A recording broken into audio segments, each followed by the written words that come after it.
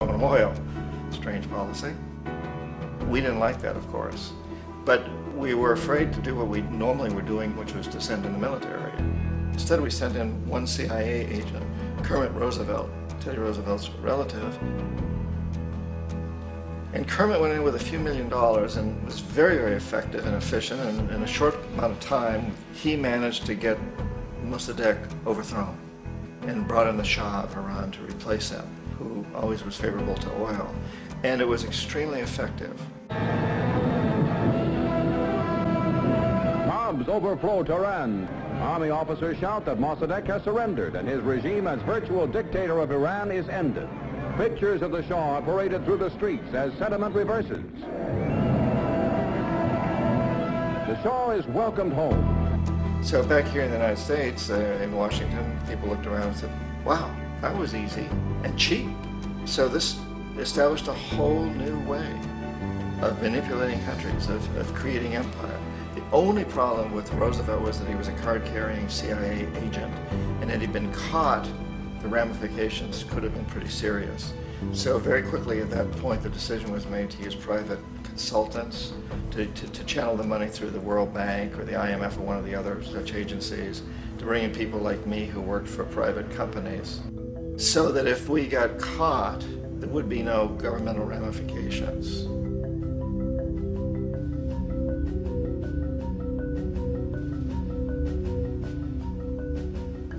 When Arbenz became president of Guatemala, the country was very much under the thumbs of United Fruit Company, the big international corporations. And Arbenz ran on this ticket that said, you know, we want to get the land back to the people.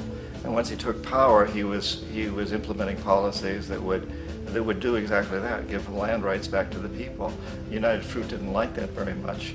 And so they hired a public relations firm, launched a huge campaign in the United States to convince the United States, the people, the citizens of the United States, and the press of the United States, and the Congress of the United States, that Arbenz was a Soviet puppet, and that if we allowed him to stay in power, the Soviets would have a foothold in this hemisphere. And that at that point in time was a huge fear on everybody's mind, the Red Terror, the Communist terror. And so, to make a long story short, out of this public relations campaign came a commitment on the part of the CIA and the military to take this man out. And in fact, we did. We sent in planes, we sent in soldiers, we sent in jackals, we sent everything in to take him out, and did take him out. And as soon as he was removed from office, the new guy that took over after him basically reinstated everything to the big international corporations, including United Fruit.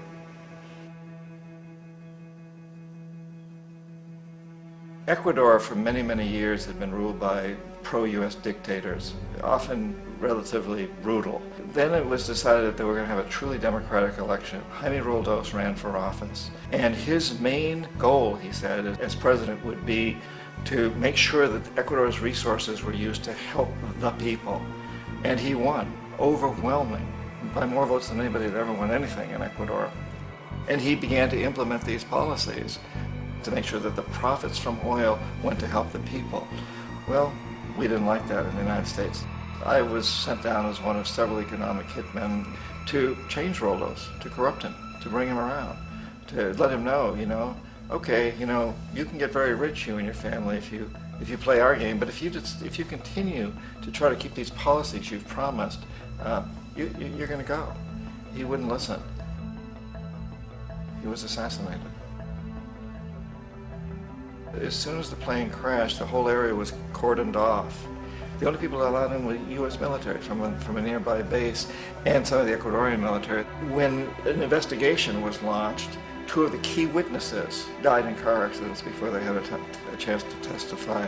A lot of very, very strange things that went on around the assassination of Jaime Roldos. I, like most people who've really looked at this case, have absolutely no doubt that it was an assassination. And of course, in my position as an economic hitman, I was always expecting something to happen to Jaime, whether it be a coup or assassination, I wasn't sure, but that he would be taken down because he was not being corrupted. He would not allow himself to be corrupted the way we wanted to corrupt him. Omar Torrijos, president of Panama, was, you know, one of my favorite people. I really, really liked him. He was very charismatic. He was a guy who really wanted to help his country.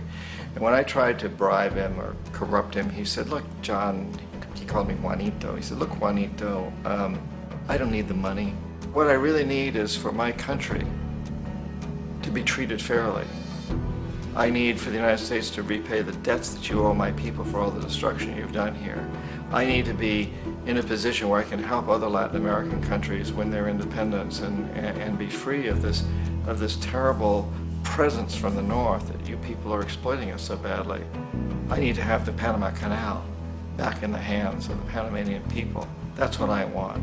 And so, leave me alone. Don't try to bribe me. It was 1981. And in May, Jaime Roldos was assassinated. And Omar was very aware of this. Torrijos got his family together and he said, I'm probably next. But it's okay, because I've done what I came here to do. I've renegotiated the canal. The canal will now be in our hands. He just finished negotiating the treaty with Jimmy Carter. In June of that same year, just a couple of months later, he also went down in an airplane crash, which there's no question was executed by CIA-sponsored jackals. Tremendous amount of evidence that one of Torrijos' security guards handed him at the last moment as he was getting on the plane a tape recorder, a small tape recorder that contained a bomb.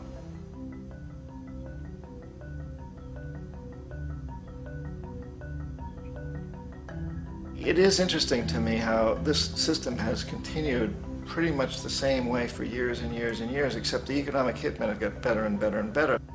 Then we come up with, very recently, what happened in Venezuela. In 1998, Hugo Chavez gets elected president, following a long line of presidents who had been very corrupt and basically destroyed the economy of the country. And Chavez was elected amidst all that. Chavez stood up to the United States, and he's done it primarily demanding that Venezuelan oil be used to help the Venezuelan people. Well, we didn't like that in the United States. So in 2002, a coup was staged, which there's no question in my mind, and most other people's minds, that the CIA was behind that coup.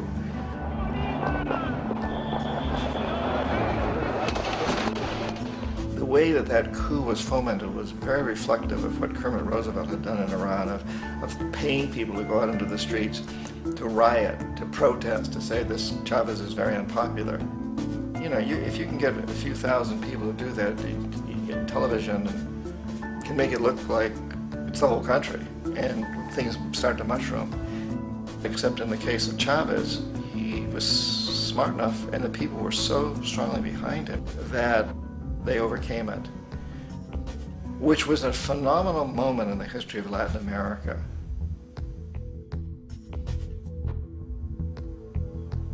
Iraq actually is a perfect example of the way the whole system works. So we economic hitmen are the first line of defense. We go in and we try to corrupt governments and get them to accept these huge loans, which we then use as leverage to basically own them.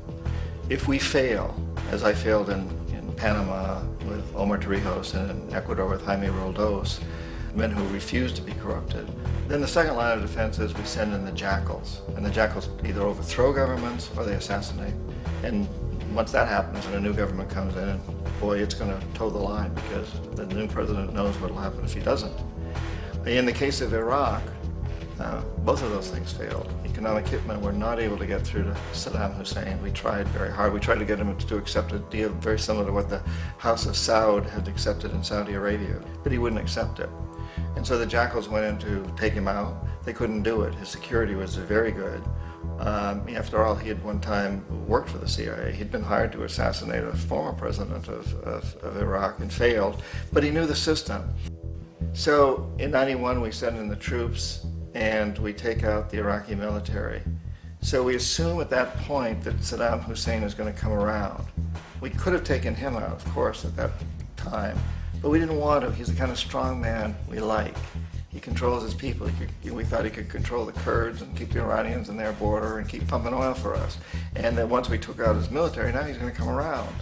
So the economic hitmen go back in the 90s without success. If they'd had success, he'd still be running the country. We'd be selling him all the fighter jets he wants and everything else he wants. But they couldn't. They didn't have success. The jackals couldn't take him out again. So we sent the military in once again, and this time we did the complete job and took him out, and in the process created for ourselves some very, very lucrative construction deals. We had to reconstruct a country that we'd essentially destroyed, which is a pretty good deal if you own construction companies, big ones. So, Iraq shows the three stages. The economic hitmen failed there, the jackals failed there, and as a final measure, the military goes in. And in that way, we've really created an empire, but we've done it very, very subtly. It's clandestine. All the empires of the past were built on the military, and everybody knew they were building them. So the British knew they were building them, the French, the Germans, the Romans, the Greeks, and they were proud of it. And they always had some excuse, like spreading civilization, spreading some religion, something like that. But they knew they were doing it. We don't. The majority of the people in the United States have no idea that we're living off the benefits of a clandestine empire, that today there's more slavery in the world than ever before. And then you have to ask yourself, well, if it's an empire, then who's the emperor? Obviously, our presidents of the United States are not emperors. An emperor is someone who's not elected, doesn't serve a limited term, and doesn't report to anyone, essentially. So you can't classify our presidents that way. But we do have what I consider to be the equivalent of the emperor, and it's what I call the corporatocracy. The corporatocracy is this group of individuals who run our biggest corporations, and they really act as the emperor of this empire. They control our media, either through direct ownership or advertising. They control most of our politicians because they finance their campaigns, either through their corporations or through personal contributions that come out of the corporations. They're not elected, they don't serve a limited term, they don't report to anybody. And at the very top of the corporatocracy, you really can't tell whether a person's working for a private corporation or the government because they're always moving back and forth. So, you've got a guy who one moment is the president of a big construction company like Halliburton, and the next moment he's vice president of the United States, or the president who is in the oil business. And this is true whether you've got Democrats or Republicans in the office. You have them moving back and forth through the revolving door. And in a way, our government is invisible a lot of the time, and its policies are carried out by our corporations on one level or another. And then again, the policies of the government are basically forged by the corporatocracy and then presented to the government. They become government policy. So it's an incredibly cozy relationship. This isn't a conspiracy theory type of thing. These people don't have to get together and plot to do things. They all basically work under one primary assumption, and that is that they must maximize profits regardless of the social and environmental costs.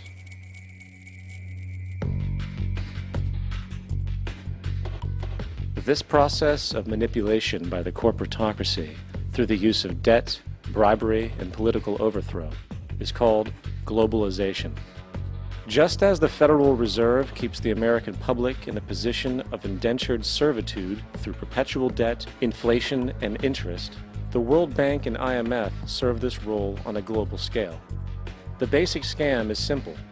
Put a country in debt either by its own indiscretion or through corrupting the leader of that country, then impose conditionalities or structural adjustment policies, often consisting of the following. Currency devaluation. When the value of a currency drops, so does everything valued in it. This makes indigenous resources available to predator countries at a fraction of their worth. Large funding cuts for social programs.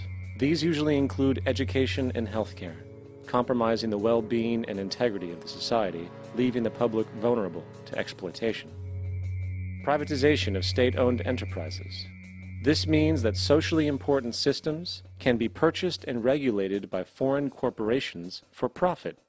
For example, in 1999, the World Bank insisted that the Bolivian government sell the public water system of its third largest city to a subsidy of the U.S. corporation Bechtel.